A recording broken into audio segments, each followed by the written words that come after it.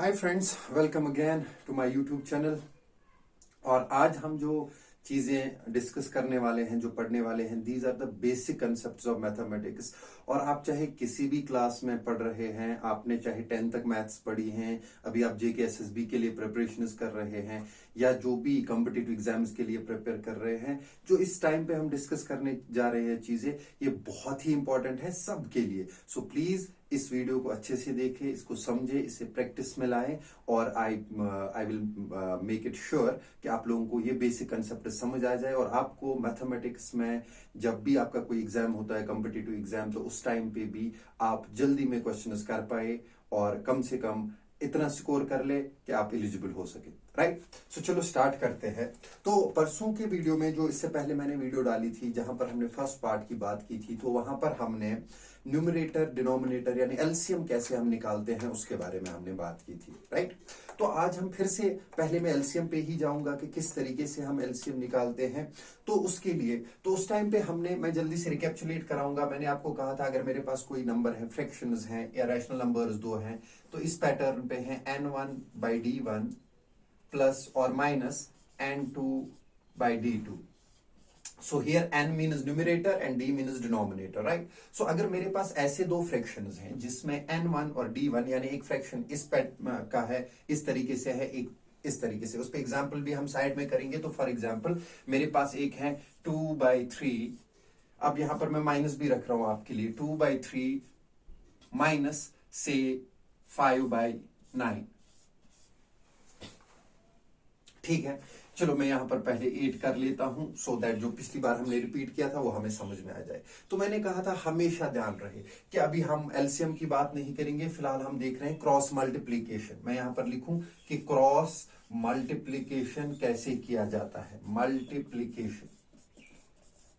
ठीक, तो ध्यान रहे कि जब भी क्रॉस मल्टीप्लीकेशन करना होता है, अगर बीच में साइन प्लस है तो कोई प्रॉब्लम नहीं, आप चाहे पहले इनको करें या इनको मल्टीप्लाई करें, n1 और d2 को मल्टीप्लाई करें या n2 और d1 को मल्टीप्लाई करें, कोई भी प्रॉब्लम नहीं। लेकिन मेक श्योर कि जब भी आप ऐसा करते हो, अगर माइनस की साइन है तब फर्क पड़ जाता है। राइट, तो हमेशा क्या करना है, हमें n1 को d2 से मल्टीप्लाई करना है, n1 मल्टीप्लाइड बाई d2, फिर जो बीच में साइन होगी प्लस और माइनस, तो प्लस और माइनस, फिर n2 को d1 से मल्टीप्लाई करना है, n2 d1 divided by d1 multiplied by d2। Right, so in other words अगर हम यहां इस एग्जांपल की बात करेंगे तो मुझे क्या काम करना है, 2 और 8 को मल्टीप्लाई करना है, माइनस 3 और 5 को मल्टीप्लाई करना है, पहले इन दो को मल्टीप्लाई किया, फिर इन दो को मल्टीप्लाई किया, अब इनको आपस में डिनोमिनेटर उसको आपस में मल्टीप्लाई करना है, 3 8 are 24, that means 16 minus 15 divided by 24 and the answer will be 1/24. So this is the answer. Right, ये है जनरल क्रॉस मल्टीप्लीकेशन मेथड अगर आपके पास है क्रॉस मल्टीप्लीकेशन करना। ठीक, अब इसके बाद हम आ जाएंगे एलसीएम निकालने की बारी पे। अब दो ही नहीं होते, दो से ज्यादा भी कभी आपके पास हो सकते हैं नंबर्स, एडिशन, सब्ट्रैक्शन, मल्टीप्लीकेशन। तो उस चीज के लिए अगर फॉर एग्जांपल मेरे पास अब ऐसे ही दो नंबर्स हैं, प्लस और माइनस है, ठीक, तो यहां पर मैं आपको बता दूं कि अगर प्लस और माइनस है मेरे पास, और मेरे पास से एक एग्जाम्पल यहां पर मैं दे रहा हूं, मेरे पास अभी वाला था 2/3 और मेरे पास है प्लस और माइनस से 5/9। तो अब एलसीएम क्या होगा, हम देखेंगे कि 3 और 9 जो है, इन दोनों का कॉमन फैक्टर कौन सा है, 3 है कॉमन फैक्टर। राइट, सो 3 को क्या हम मल्टीप्लाई करें सच दैट हमें 9 आ जाए, एलसीएम का मतलब यही होता है। तो 3 को क्या हम मल्टीप्लाई करें, हमें क्या आ जाए, 9 आ जाए। तो सबको पता है कि मुझे 3 को 3 से मल्टीप्लाई करना है, तो मैं ऐसे लिख रहा हूं 2/3, अब इसको मल्टीप्लाई करूंगा 3, लेकिन ये 3 मैंने खुद से लाया है। राइट, ये मैंने खुद लिखा है, तो इसके लिए क्या करते हैं, हम ऊपर भी एक 3 लिखते हैं मल्टीप्लाई में, सच दैट कि अगर मुझे कैंसिल करना होगा तो मैं कह सकता हूं ये 3 और ये 3 कैंसिल, मेरा वापस 2/3 अपना रह गया, मैंने कुछ किया ही नहीं। Right, so plus 5/9। ठीक है, तो क्या करते हैं, 2 3s are 6/9 प्लस 5/9। अब देख लीजिए दोनों के डिनोमिनेटर सेम आ गए, 9 आ गए, तो हम एक ही 9 लिखेंगे, डिनोमिनेटर सेम है, और ऊपर के नंबर्स को अगर प्लस की साइन है तो ऐड करेंगे, अगर माइनस की साइन है तो मल्टीप्लाई सब्ट्रैक्ट करेंगे। तो यहां प्लस की साइन है तो 6 + 5 इज 11, तो हमारा आंसर आ गया 11/9। राइट, आई होप कि आपको समझ आ रही है ये चीजें। तो अगर हमारे पास कोई ऐसे नंबर्स हैं, ऐसे फ्रैक्शंस हैं कि जिनके डिनोमिनेटर्स में आपस में फैक्टर कॉमन आ रहा है, तो जो उनमें से सबसे बड़ा वाला नंबर होगा और जो सबसे छोटा नंबर होगा, हम छोटे नंबर को किसी नंबर से मल्टीप्लाई करेंगे सच दैट कि वो बड़े वाले नंबर के बराबर आ जाए। राइट, तो ये एक और तरीका। अब तीसरी बात यह है कि अगर हमारे पास थर्ड केस की बात करते हैं, अगर हमारे पास दो ऐसे फ्रैक्शंस हैं जिनका डिनोमिनेटर जो है वो बिल्कुल भी एक दूसरे से नहीं मिल रहा, उनका कोई कॉमन फैक्टर नहीं है। फॉर एग्जांपल यहां पर लेते हैं 2/3 और इससे पहले हमने लिया था, चलो इस टाइम लेते हैं -5/8। तो आप देख लीजिए यहां पर 3 है डिनोमिनेटर में और यहां पर 8 है डिनोमिनेटर में, तो न 3 8 का फैक्टर है न 8 3 का फैक्टर है, और इनका कोई कॉमन फैक्टर भी नहीं है। 3 एक प्राइम नंबर है। राइट, अब प्राइम नंबर क्या होता है इसके बाद हम उस पर भी बात करेंगे। तो फिलहाल 3 और 8 के बीच में कोई कॉमन फैक्टर नहीं। तो इस टाइम क्या कर सकते हैं, हम तो क्रॉस कर सकते हैं, और आप क्रॉस कर सकते हो, कोई भी प्रॉब्लम नहीं। लेकिन इजी कैसे होगा, आप ऐड और सब्ट्रैक्ट कर लेना। तो हम क्या काम करेंगे, हम इस वाले फ्रैक्शन को 8 से मल्टीप्लाई करेंगे और इस वाले फ्रैक्शन को इसके डिनोमिनेटर 3 से मल्टीप्लाई करेंगे। राइट, तो मैं क्या लिखूंगा, मैं लिखूंगा 2/3 मल्टीप्लाइड बाई 8, यहां भी मल्टीप्लाइड बाई 8, और अभी समझाया था क्यों हमने, जहां जैसे यहां 3 और 3 कैंसिल हो जाएगा, 8 और 8 कैंसिल, वापस 2/3, तो हमने कुछ किया ही नहीं। राइट, और माइनस यहां पर है 5, अब इसको 5/8 को इसके डिनोमिनेटर से, इसका डिनोमिनेटर क्या है 3, तो यहां भी 3 से मल्टीप्लाई, यहां भी 3 से मल्टीप्लाई। राइट, तो अब क्या हो गया हमारे पास 2 8 ये हो गया 16/24, 3 8 24, और यहां पर अगर हम देख लें वो हो गया -5 3 15/8 3 24। देख लीजिए अब 24 डिनोमिनेटर फिर से सेम आ गया, तो हम एक ही डिनोमिनेटर रख सकते हैं, और ऊपर सब्ट्रैक्ट की साइन है तो 16 में से 15 जाएगा, तो हमारे पास एक बचेगा, आंसर आएगा 1/24। राइट, सो आई होप कि आपको ये चीज समझ में आ गई कि हम एलसीएम जो है वो कैसे हम बराबर कर पाते हैं, किस तरीके से हम क्रॉस मल्टीप्लीकेशन करते हैं। मैंने ये चीजें अक्सर देखी बच्चों में कि वो जिस टाइम पे ये सॉल्व कर रहे होते हैं, तो एक तो उन्हें ये ध्यान नहीं रहता है, वो माइनस के टाइम पे भी पहले चाहते हैं कि बड़ा वाला नंबर पहले आ जाए, जबकि कभी कभी पॉसिबिलिटी ये भी होती है कि माइनस वाला सामने आ जाए, पहले माइनस आ सकता है। लेकिन वो क्या कोशिश करते हैं, वो N1 और D2 के बदले वो N2 और D1 को पहले मल्टीप्लाई करते हैं, फिर बीच में माइनस डाल के N1 D2 करते हैं, तो उनका क्वेश्चन गलत हो रहा है। राइट, सो आई होप आपको एलसीएम की ये बेसिक ट्रिक समझ में आ गए होंगे। ठीक है, अब परसों मेरा एक दोस्त मुझे कॉल करके कह रहा था कि मैं वीडियो देख रहा था, एसएसबी की तैयारी कर रहा है, तो उनको अब प्राइम नंबर्स बीच में सर ने कहा, तो उनको पता नहीं प्राइम नंबर्स कहां पर क्या है। तो थोड़ी सी जल्दी में, मुझे पता है मोस्ट लोगों को ये बातें पता होंगी, लेकिन फिर से हमारे पास दो तरह के नंबर्स होते हैं, जो हमारे पास रियल नंबर्स होते हैं। रियल नंबर्स दो कैटेगरीज में डिवाइड होती है, तो रियल नंबर्स दो कैटेगरीज में डिवाइड होती है। ठीक है, on the basis of their factors, their multiplication factors. एक को हम कहते हैं प्राइम नंबर्स, और एक कैटेगरी को हम कहते हैं कंपोजिट नंबर्स। राइट, तो प्राइम नंबर का मतलब क्या होता है, ऐसा कोई नंबर जिसका फैक्टर कोई ना हो। कोई ना का मतलब अपना आप, ऑब्वियसली अपने आप से डिवाइड हो जाएगा, और जो 1 है 1 से सब डिवाइड होते हैं, क्योंकि मैंने आपको पिछले वीडियो में कहा था कि हर एक नंबर मैथमेटिकली दुनिया में जो भी कोई चीज है उसके साथ डिवाइड में 1 है, तो यानी 1 से सब डिवाइड हो रहे हैं। राइट, तो प्राइम नंबर्स ऐसे होते हैं, ऐसे नंबर्स होते हैं, तो मैं लिखूंगा नंबर्स हैविंग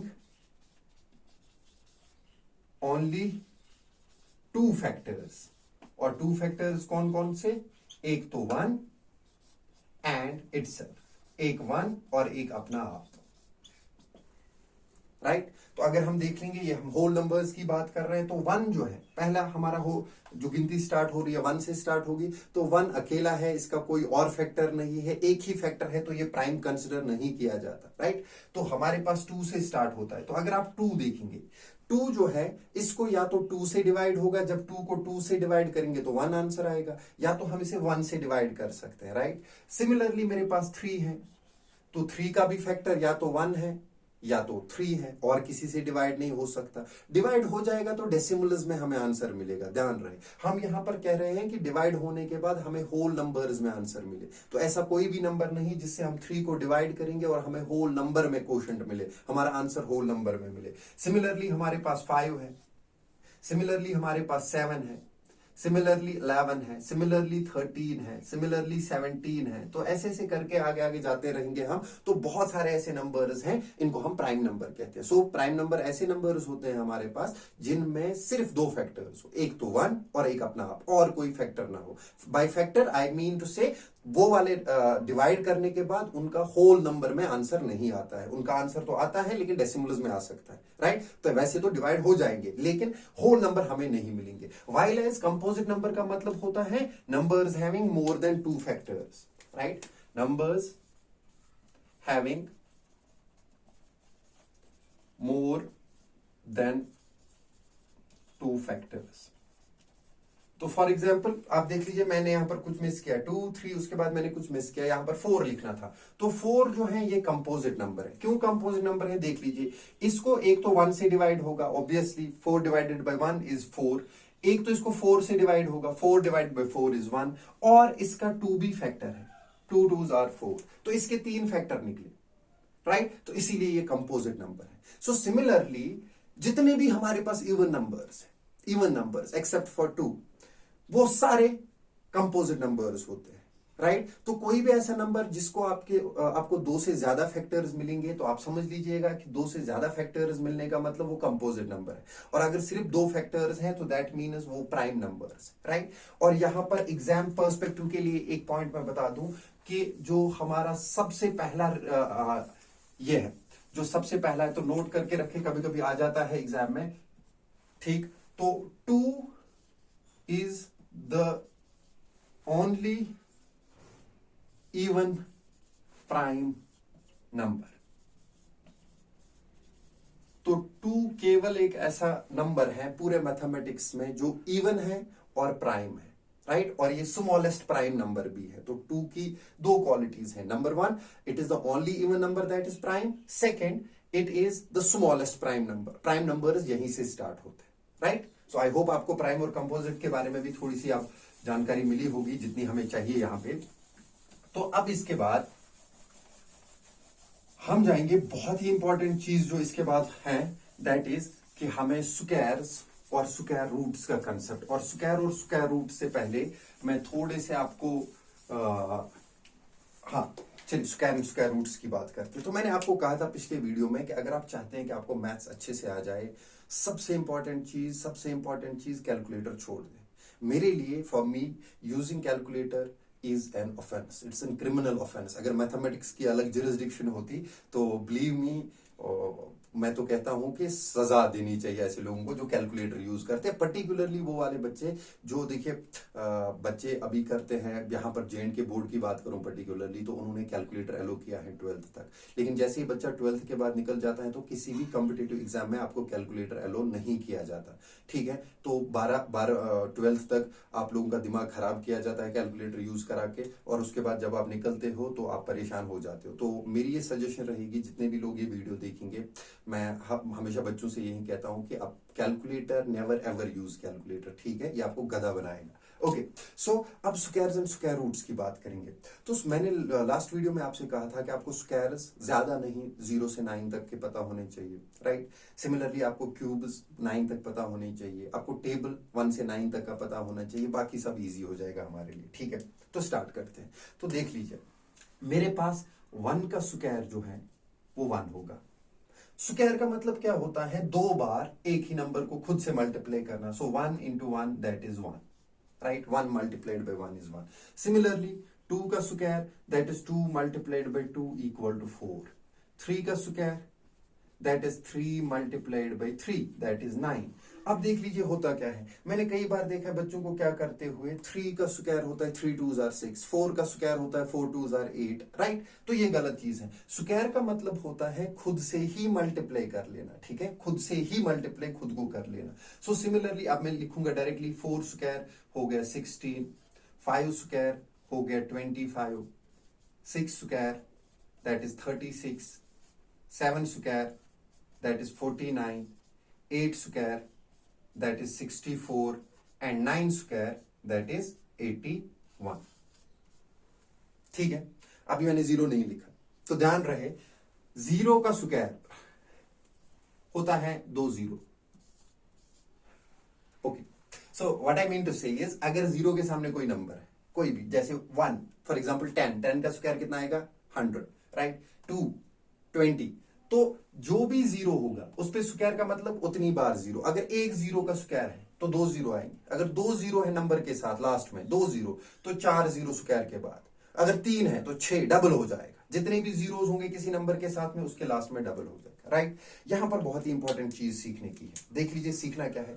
हम वंस प्लेस पे चेक करेंगे, ओके, तो अब वंस प्लेस पे देखेंगे हम, वंस प्लेस पे अगर एक जीरो होगा, मैंने अभी कहा 2 जीरो होने चाहिए, अगर एक जीरो होगा तो वो कभी भी परफेक्ट स्क्वायर नहीं हो सकता। जिस भी नंबर के लास्ट में सिर्फ एक जीरो है वो कभी भी आपका स्क्वायर परफेक्ट स्क्वायर नहीं होगा, राइट। सिमिलरली देखो 1 है हमारे पास, अब 1 इस प्लेस पे हम देखेंगे क्या कहीं पे 2 है, हमारा 2 कहीं नहीं दिखेगा आपको। तो अगर किसी भी नंबर के लास्ट में 2 है तो वो कभी भी परफेक्ट स्क्वायर नहीं हो सकता, राइट, अगर 2 है। सिमिलरली और आप देख सकते हैं और क्या मिसिंग है, 3 हमारा मिसिंग है।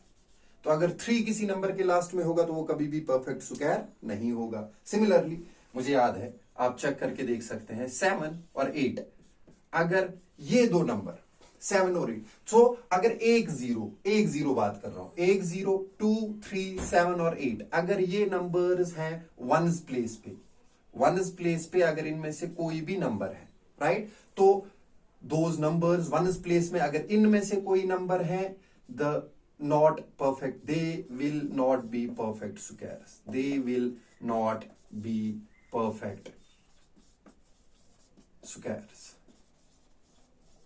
so for example अगर मुझे कोई कहेगा 160, मैंने देखा लास्ट में जीरो है, नहीं जी ये परफेक्ट स्क्वायर कभी नहीं होगा। अगर मेरे पास है 2 3 5 7, लास्ट में 7 है तो ये कभी परफेक्ट स्क्वायर नहीं होगा। मैं डायरेक्ट परफेक्ट स्क्वायर, फिर लेटर ऑन डेसिमल्स में अभी मैं बता दूंगा कैसे हम करते हैं, बट परफेक्ट स्क्वायर नहीं होगा। तो जिन भी नंबर्स के एंड में, जो भी नंबर्स हमारे पास होंगे, उन नंबर्स के एंड में अगर ये जीरो एक बार, ये ध्यान रहे कि जीरो में एक बार की बात करो, एक जीरो नहीं होगा, ऑड, या ऐसे में कह दूंगा ऑड जीरोस नहीं होंगे, ना एक बार, ना 3 बार, ना 5 बार। इवन है तो चांसेस है, पॉसिबिलिटी है कि हो सकता है, राइट। सो अगर ये नंबर्स है किसी भी नंबर के लास्ट में तो कभी भी क्या स्क्वायर नहीं हो सकता, परफेक्ट स्क्वायर नहीं होगा। ओके, नाउ तो अब हमने यहां पर देख लिया, अब मैं एक बार रब करने जा रहा हूं। सो आई होप कि आपको ये स्क्वायर्स 9 तक याद होंगे जैसा मैंने कहा। ओके,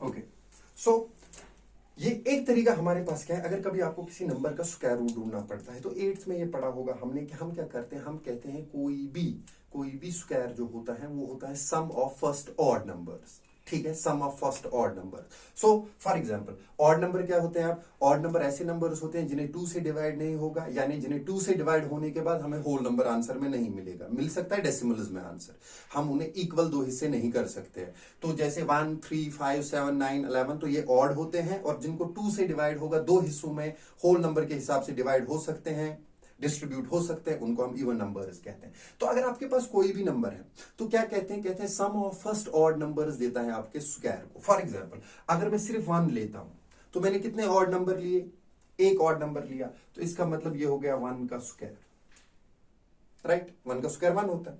अब अगर मैं 2 ऑड नंबर ले लूं, 1 प्लस दूसरा ऑड नंबर 3, कितना होता है 4, तो मैंने कितने ऑड नंबर लिए, 1 और 2, तो 4 हो गया 2 का स्क्वायर, राइट। सिमिलरली अगर पहले 3 ऑड नंबर लेते हैं, 1 plus 3 plus next odd number is 5, तो 5 3 8 और 1 कितना हो गया 9।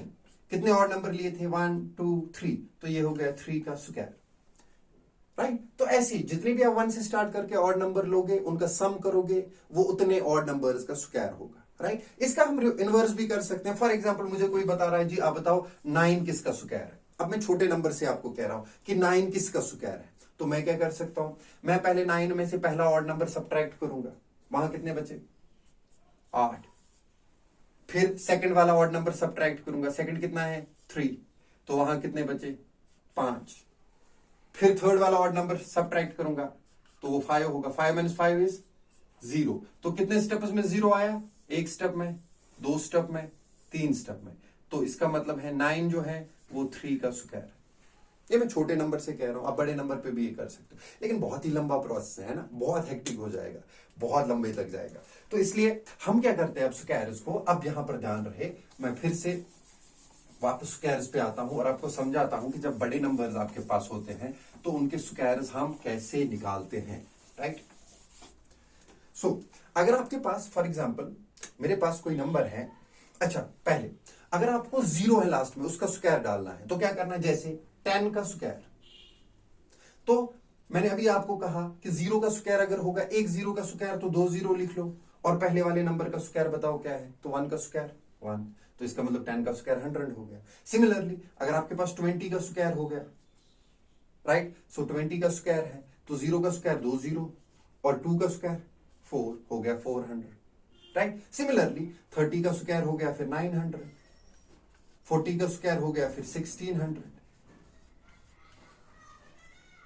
50 का स्क्वायर हो गया 2500, राइट। और हमें ऑलरेडी ये चीज भी पता है, क्या चीज पता है हमें, कि हमारे 1 का स्क्वायर 1 होता है, 2 का स्क्वायर 4 होता है, 3 का स्क्वायर 9 होता है, 4 का स्क्वायर 16 होता है, 5 का स्क्वायर 25 होता है, 6 का स्क्वायर 36 होता है, 7 का स्क्वायर 49 होता है, 8 का स्क्वायर 64 होता है, 9 का स्क्वायर 81 होता है। मैंने क्यों ऐसे लिखा, समझाने के लिए। देखिए 1 प्लेस पे यहां पर देखेंगे 6, यहां पर भी 6, तो या तो 4 का स्क्वायर 6 आता है या तो 6 का स्क्वायर 6 आता है लास्ट में 1 प्लेस पे।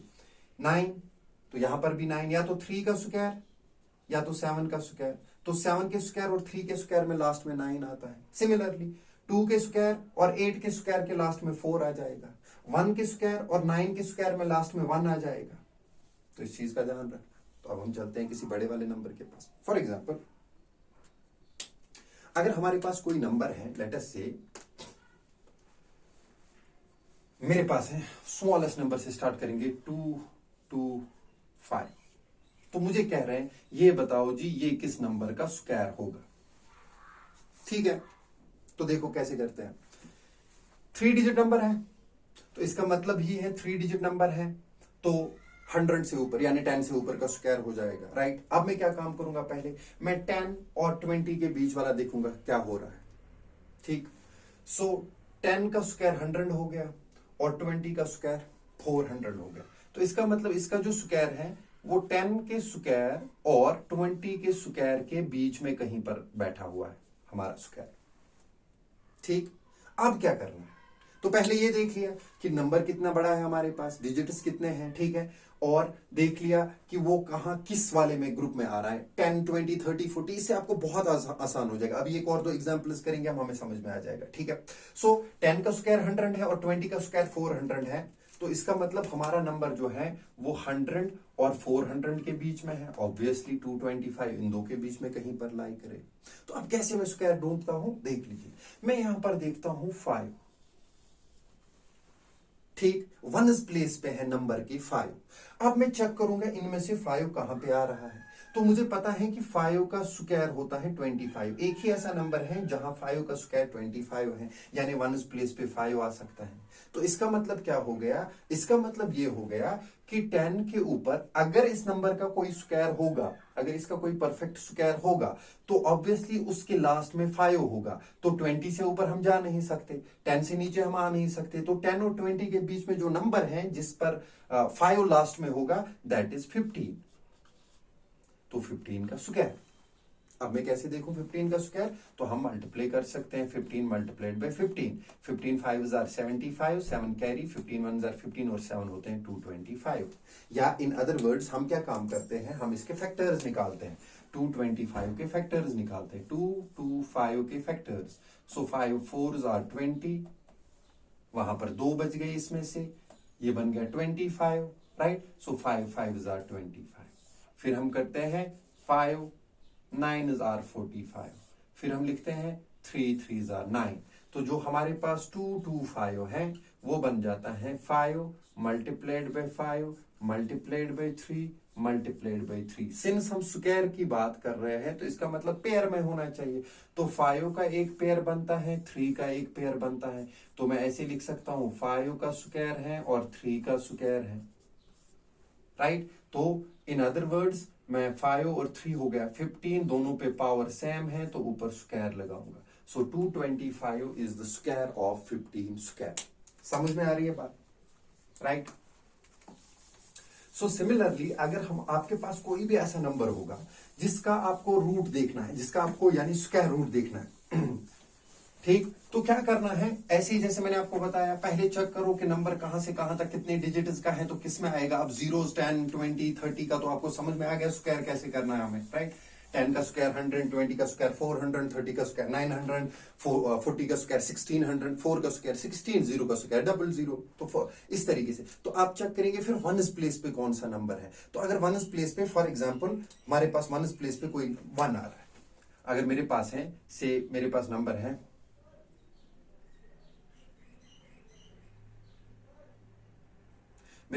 है लेट अस से 1 2 3 6।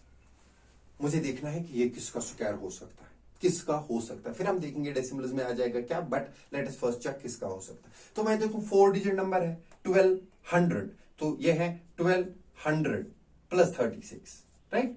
सो 1200 की बात आ रही। तो अगर मैं देखूंगा मुझे पता है कि 30 का स्क्वायर होता है मेरे लिए 3 का स्क्वायर 9, 30 का हो गया 900, 4 का स्क्वायर 16 तो हो गया। तो इसका मतलब ये 30 का स्क्वायर और 40 के स्क्वायर के बीच में है। तो 30 का स्क्वायर मीन्स 900 और 1600 के बीच में है। सो ऑब्वियसली ठीक है। अब मैं क्या चेक करूंगा, ध्यान रख लीजिएगा। तो ये 30 और 40 के बीच में, अब मैं क्या चेक करूंगा, अब मैं ये लास्ट वाला डिजिट चेक कर रहा हूं फिर से। क्या है लास्ट पे, वंस प्लेस पे क्या है 6। तो मैं देखूंगा 0 से 9 तक मुझे 6 कहां पे आ रहा था, कहां पे आ रहा था, राइट। एक तो 4 का स्क्वायर 16, तो लास्ट में 6 आ रहा था, और 6 का स्क्वायर 36, लास्ट में 6 आ रहा था। तो इसका मतलब है कि 30 और 40 के बीच में जो नंबर्स होंगे या तो 34 हो सकता है या तो 36 हो सकता है, ठीक। अब और भी अगर पता करना है तो देखेंगे 1200 900 के बाद 300 अगर ऐड करेंगे 1200, लेकिन 1600 से 400 सब्ट्रैक्ट करने, तो इसका मतलब 900 की तरफ कम है। तो इसका मतलब मेरा नंबर पॉसिबली हो सकता है 34, समझा। फिर जो भी हो ठीक है वो देखा, बट पॉसिबली 34। तो समझ में आ गया कैसे हम चेक करते हैं। पहले देखते हैं कि नंबर कौन सा है, वो किस इनमें आ जाएगा, किन डिजिट्स के स्क्वायर्स में आ जाएगा, किन नंबर्स के स्क्वायर्स में आ जाएगा। जीरोस आसान होते हैं हमारे बनाना। फिर उसके बाद हम क्या काम करते हैं, उनके वंस प्लेस चेक करते हैं कि वंस प्लेस पे क्या है, और यहां से देखते हैं 4 स्क्वायर और 6 स्क्वायर में 6 आ रहा है। सिमिलरली अगर 1 की बात करें तो 1 स्क्वायर और 9 स्क्वायर में 1 आएगा, यहां 1 आएगा, यहां 81 आएगा, वंस प्लेस पे 1 आएगा। तो अगर किसी भी नंबर में 1 है तो हमेशा ये पॉसिबिलिटी है कि उसके लास्ट वाले डिजिट में जो भी उसका स्क्वायर होगा, उसका लास्ट वाला डिजिट जो होगा 1 होगा या 9 होगा, राइट। सो आई होप आपको स्क्वायर्स भी थोड़े बहुत समझ में आए होंगे। एक और बहुत ही मिसकंसेप्शन मैंने देखा है हमारे बच्चों में, बहुत ही ज्यादा मिसकंसेप्शन है।